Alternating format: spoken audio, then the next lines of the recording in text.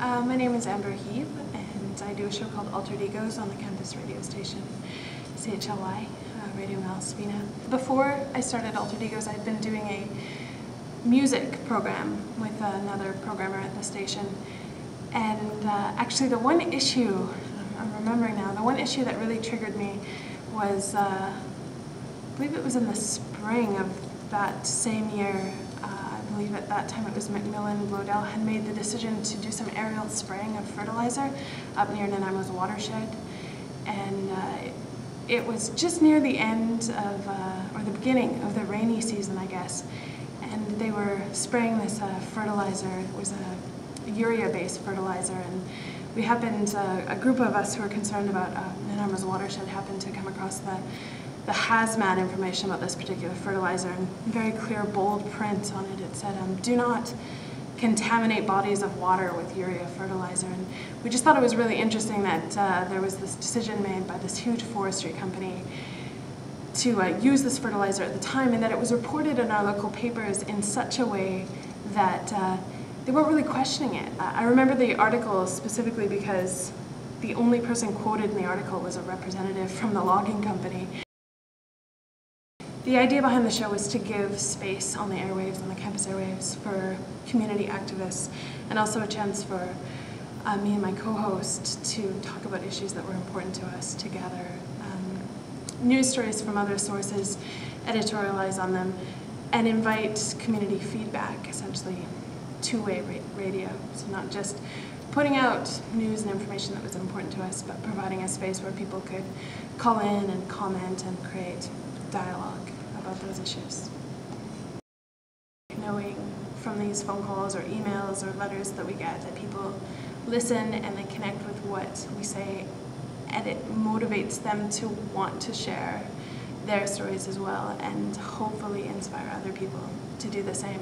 And I think about the connections between people and the ability we have now through different technologies that we have.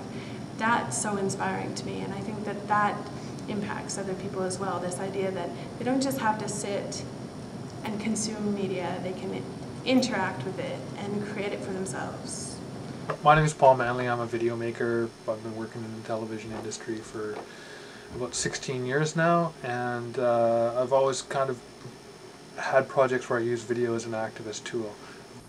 In the early 90s, I trespassed into the Victoria watershed with a couple of environmental activists, Vicky Husband of the Sierra Club and Mehdi Najari of the Western Canada Wilderness Committee, and we documented all the clear cutting that was going on there, and then we put the tape together and gave it to the news, and within 10 days there was a moratorium on logging. So that's an example locally here. I've been involved in projects like the Chiapas Media Project, where we bought equipment, raised funds here, bought equipment, showed their videos up here, and then took the equipment down to Chiapas, trained people how to use it, and then left it with them so that they could use that to document what's going on in their community. I worked at Video in Studios, which is a collective, artist-run collective, and it was kind of my pirate ship. When I was in broadcasting school, I always said, you know, people would say, well, I want to work here, or I want to work there. And the year I graduated from broadcasting, CBC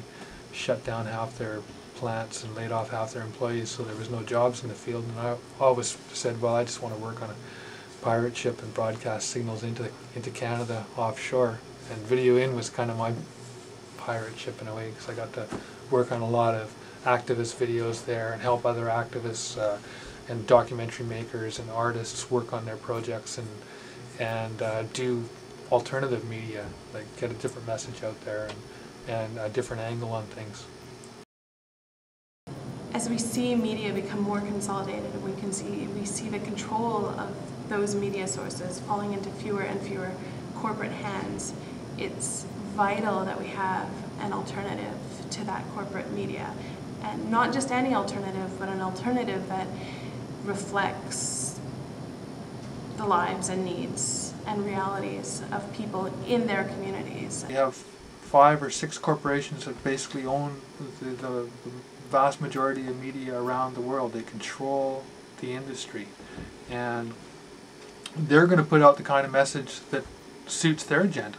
not the people's agenda. And if the agenda is to take away our democratic authority, then we're not going to have a debate about it in the media. They're not going to talk about it there, right? So this is where alternative media really becomes important, because we have to educate each other about what this process is about.